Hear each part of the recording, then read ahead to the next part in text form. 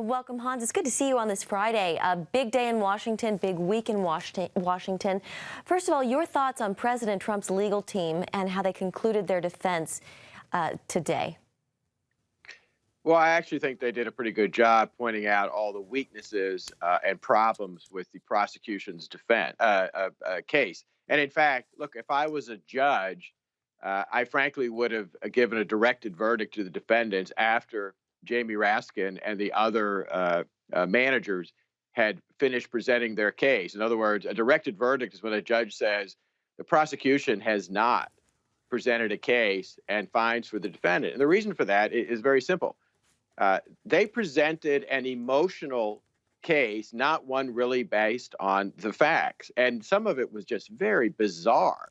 You know, this is all supposed to be on what happened on January 6th, and yet they're presenting evidence about tweets from years ago, about what happened in Charlottesville.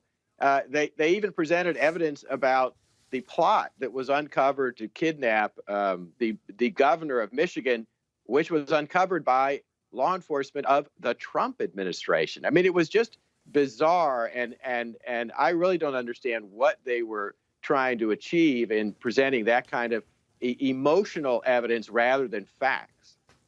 Hans, the House, the Trump's legal team says that the House impeachment manager's case was really fueled by hatred of President Trump by Democrats.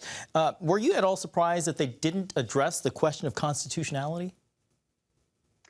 Well, no, because they'd already made that argument in their briefs. And, you know, to some extent, that was voted down, unfortunately, when you had 5 Republicans cross lines and say it was constitutional to hold a trial. But I have to tell you, even if Democrats were ultimately successful, even if they were able to get a vote to convict the president and bar him from running for future office, I think that's a case that eventually Donald Trump, if he wanted to run for president again, could file a lawsuit over, and it would end up in the Supreme Court. And I think it's highly likely he would actually win in a court saying it was an unconstitutional verdict because you cannot hold an impeachment trial of a private citizen. What do you think, Hans, they have to do to win their argument, the defense here? Well, I think what they have to do is something that they already did, which was to show that the president's speech, which, as you know, the video of was selectively edited by the prosecution to take out the fact that he told people to protest peacefully. One, that it simply was an expression of, it was an impassioned political speech.